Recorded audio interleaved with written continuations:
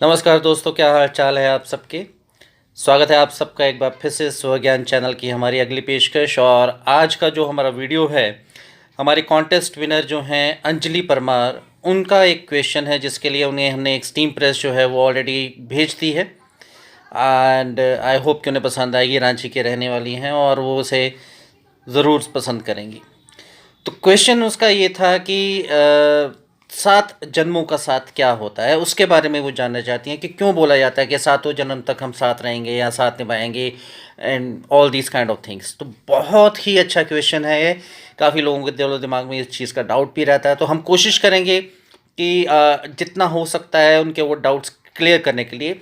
फिर भी अगर किसी को ये डाउट रह जाता है इस बारे में, तो आज हमारे साथ वो अपने सुझाव और क्वेश्चंस जो है हमारे साथ शेयर कर सकते हैं। आई एम प्रीटी श्योर कि काफ़ी डाउट्स क्लियर हो जाएंगे ये वीडियो ख़त्म होते तक। तो अंत तक ज़रूर देखें और अगर पसंद आए तो प्लीज़ लाइक कीजिए, शेयर कीजिए, सब्सक्राइब कीजिए हमारे चैनल को भी अगर आपने अभी तक नहीं किया है।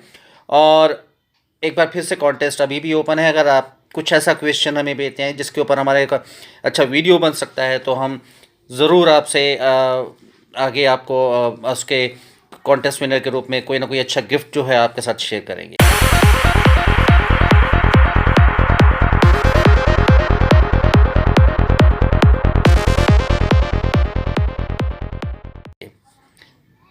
धन्यवाद। जी हाँ, तो स्वागत है एक बार फिर से। आज का जो क्वेश्चन है हमारा, 7 जन्म और 7 जन्मों में क्या होता है और क्यों कहते हैं 7 जन्मों का साथ। तो सबसे पहली बात तो यह कि हमारा ये वीडियो किसी भी धर्म या रिलीजन के अगेंस्ट नहीं है। और प्लीज़ अगर हमसे कोई गलती होती है बोलने में या हमारे विचारों से आप सहमत नहीं होते, तो हम पहले ही क्षमा चाहते हैं। हम नहीं चाहते कि हमारा ये वीडियो किसी तरह के विवाद में फंसे, राइट। तो फिर भी अगर कोई चाहते हैं कि इसके अंदर और एडिशन हम कर सकते हैं या हम कहीं गलत है, तो आप प्लीज़ हमसे शेयर कीजिए।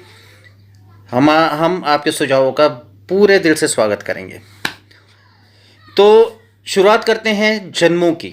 जी हाँ, कुछ लोग मानते हैं कि जन्म होते हैं, कुछ लोग मानते हैं जन्म नहीं होते। जो है भाई यही है, यही लाइफ है, यही सब कुछ है। एग्जैक्टली दोनों बातें अपनी अपनी जगह ठीक है।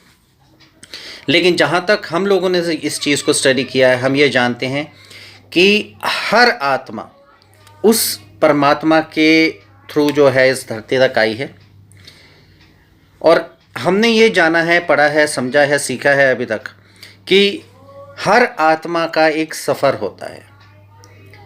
ये लिखा गया है धार्मिक ग्रंथों में और बड़े बुजुर्ग ऋषि मुनि और सब ने ये हमें बताया है कि 84 लाख जन्म होते हैं। हर आत्मा को विचरना पड़ता है, 84 लाख जन्म लेने पड़ते हैं। कर्मों के अनुसार वो किस जन्म में कैसा रूप धारण करेंगे और वहाँ उनके साथ क्या होता है, कर्मों के अनुसार तय होता है। 84 लाख जन्म में, याद रखिएगा, 84 लाख जन्म में 7 बार एक आत्मा को इंसान का रूप मिलता है। समझ रहे हैं आप?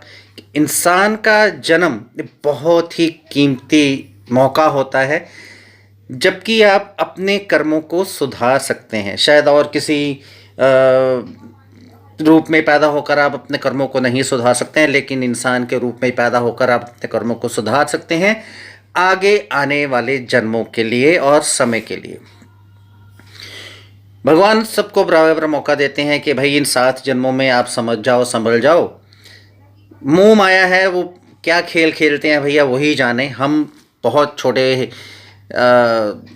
जीव हैं इस चीज़ को समझने के लिए कि वो ऐसा क्यों करते हैं। तो अब वो 7 जन्मों में इतना मौका देते हैं कि भाई समझ जाओ, संभल जाओ, ताकि आप जब तक ये 7 जन्म ख़त्म हो, 84 लाख का जो हमारा चक्रव्यूह है, चक्र है, वो ख़त्म हो, आपके कर्म इतने अच्छे हों कि आप मोक्ष प्राप्त करके आपकी आत्मा जो है उस परमात्मा में वापस विलीन हो जाए। लेकिन अगर आपके कर्म ऐसे नहीं होते हैं तो आपको वापस दोबारा से 84 लाख में, पंजाबी में कहते हैं ना, 84 दे गेड़ च दोबारा पैना पैंदा है। और हिंदू धर्म में बोला जाता है कि 84 लाख जन्म दोबारा लेने पड़ते हैं। वैसे ही दोबारा भटकना पड़ता है योनियों में। अब किस तरीके के जन्म होते हैं और किस तरीके से उन जन्मों की में तय होता है कि आप क्या बनेंगे। तो पहली बात तो यह है कि जन्म आपको हर तरीके से लेने पड़ते हैं, लेकिन आपके कर्मों के ऊपर निर्भर करता है कि आपके साथ उस जन्म में होगा क्या। लेट सपोज कि अगर आपको कुत्ता बनना है अगले जन्म में, वो कुत्ता कैसा होगा? क्या वो कुत्ता ऐसा होगा जो हीरोइन की गोदियों में खेलेगा, गाड़ियों में घूमेगा, ऐश करेगा, या ऐसा होगा जो सड़कों के ऊपर लोग उसको पत्थर मारेंगे, खुजली वाला कुत्ता होगा, उसको वो गाड़ियां उठा उठा के लेके जाएंगी? क्या आप एक उपयोगी जानवर बनेंगे, एक ब्यूटीफुल क्रिएचर बनेंगे, सुंदर पशु या पक्षी बनेंगे, या एक भयंकर प्राणी बनेंगे जिसका काम होता है दूसरे जानवरों को मारकर खाना, या आपकी शक्ल बहुत बुरी होगी कि लोग आपसे नफरत करें? कर्म, ये कर्मों का फल है।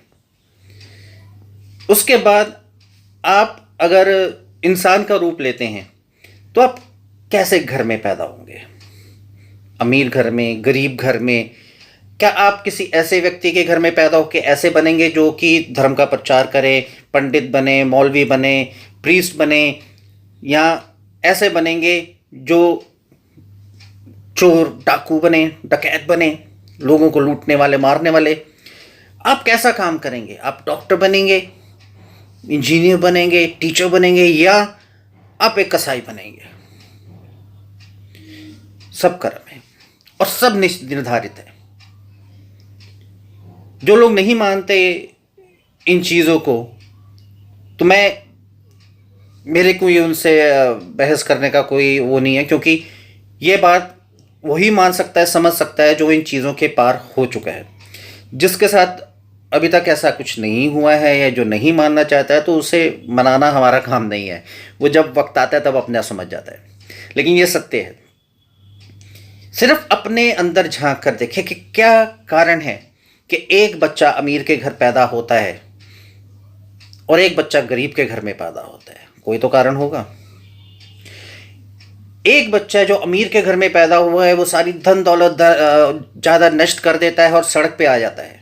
लेकिन एक बच्चा जो गरीब के घर में पैदा हुआ है वो अपने माँ बाप के भी जन्म को तार देता है। कोई तो कारण होगा। लेकिन हम नहीं समझते इस चीज़ को। ये बात सत्य है, तय है, निर्धारित है कि वो 7 जन्म जो मिलते हैं इंसान के रूप में, वो हमें मिलते हैं अपने कर्म सुधारने के लिए, लेकिन हम उनको गवा देते हैं ऐश परस्ती में, ऐश करने में। बिल्कुल सच बात है ये, इसमें कोई दो राय नहीं है। आज जो आप कर रहे हैं, आपको आगे उसका फल मिलना है। बैंक बैलेंस भी जितने पैसे होते हैं ना, वैसे ही आपके कर्मों का बैलेंस है। अगर तो आपके कर्मों का इतना बैलेंस है जो आप इसी जन्म में पूरा कर लेते हैं, लेखा जोखा पूरा हो गया तो हो गया। लेकिन अगर जो बच जाता है, पूरा नहीं होता, वो भी आपको भुगतना है, लेकिन वो जब आप आगे आएंगे तब।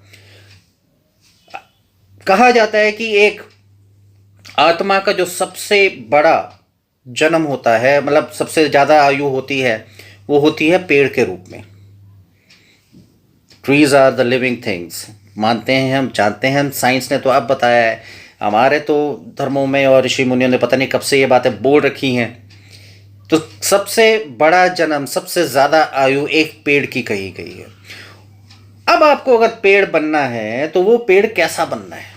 क्या एक छोटा तुलसी का पौधा जिसकी घर घर में पूजा होती है, एक बरगद का वृक्ष जिसकी गली मोहल्ले शहरों में पूजा होती है, औरतें उसके आसपास धागे बांध के मन्नतें मांगती हैं, दुआएं मांगती हैं, या कोई ऐसा वृक्ष बनना है जो रेगिस्तान में है, जिसके आसपास पानी तक मिलना मुश्किल होता है, ठूठ बन के रह जाता है अकेला, और वो अपने आप को कोसता है। कोसते हैं, यस, और वो अपने ऊपर इतराता है जो जिसकी पूजा होती है। मैं ये मान चुका हूँ, मैं ये समझ चुका हूँ कि हमारे कर्म हैं, हमारे सुख, हमारे दुख हमारे कर्मों का फल है। और जिस दिन आप इस चीज़ को समझ लेंगे तो आपके ऊपर किसी सुख दुख का कोई फ़र्क पड़ने वाला है नहीं, क्योंकि आप समझ चुके हैं कि अगर आज जो आप दुखी हैं, आज आपके जो कष्ट हैं, वो आपके ही कर्मों का फल है। लेकिन फिर उस समय इंसान ये सोचता कि हाय मेरे ही पल्ले क्यों दुख है, मैं ही क्यों दुखी हूँ, मैंने ऐसा क्या किया। भाई नहीं याद होता। तुम कर आए हो, तुम कर आए हो वो सब कुछ जिसका फल तुम्हें मिल रहा है, तो आज तुम्हें थोड़ी पता होगा कि तुमने क्या किया। जैसे हम आज कर रहे हैं, मतलब कल किसने देखा है, ये सोचकर हम आगे बढ़ जाते हैं कि कल किसने देखा है। तो भाई कल जब आता है तो तुम्हें पता ही नहीं है कि तुम कल क्या करके आए हो। तो ये होते हैं 7 जन्म। तो जो 84 लाख जन्म हमें मिलते हैं उनमें 7 जन्म इंसान के रूप में मिलने वाले हैं। वो ऐशो में सब कुछ करो, एंजॉय करो लाइफ, लेकिन भूलो मत किसी का दिल मत दुखाओ, दुख मत दो, किसी का ऐसा बुरा मत करो जिसका भुगतान करना मुश्किल हो जाए। क्योंकि अगर वो कर लिया फल तो भुगतना ही है। मैं खुद मानता हूं, मैं अगर आज कष्ट में हूं, मैंने भी किए हैं भाई कर्म, भुगत रहे हैं, ठीक है भुगत लेंगे, जितने किए हैं उतने भुगत लेंगे, क्षमा मांग के भुगत लेंगे, कभी ना कभी तो खत्म होंगे। लेकिन लगता है कि अब जब समझ चुके हैं तो अब आगे से नहीं करेंगे, तो आगे आने वाला टाइम तो सही होगा, नहीं भी होगा तो कोई बात नहीं, पता नहीं पीछे क्या करके आए हैं। तो ये बात जितनी जल्दी हो सके सब समझ लीजिए।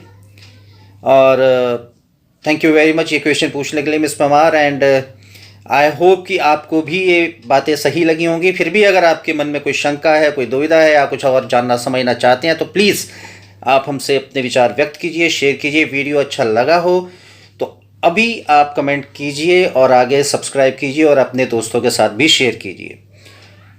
साथ ही जैसे मैंने आपसे वादा किया था कि आज का जो कॉन्टेस्ट है और उसका जो क्वेश्चन है, मैं एक बार फिर से आप लोगों के इस बारे में विचार जानना चाहूँगा ज़रूर कि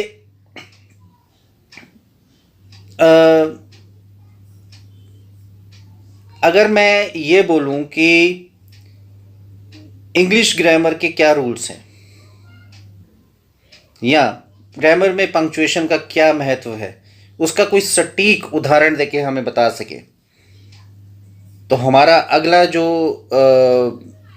कॉन्टेस्ट विनर होगा, इस कॉन्टेस्ट का विनर होगा, उन्हें एक सरप्राइज़ गिफ्ट दिया जाएगा। तो आपके सुझाव का, आपके कुछ ऐसे एग्जांपल्स का हमें इंतज़ार रहेगा, क्योंकि हमारा अगला टॉपिक वही होने वाला है। क्योंकि जैसा कि हमने वादा किया था इस चैनल में हम सभी कुछ इंक्लूड करेंगे, तो अगला जो वीडियो होगा हमारा एजुकेशन रिलेटेड रहेगा। तो आपके जवाबों का हमें इंतज़ार रहेगा। धन्यवाद ये वीडियो पूरा देखने के लिए। उम्मीद है आगे हमारा साथ ऐसे ही लगा रहेगा, बना रहेगा। Share and subscribe please. धन्यवाद।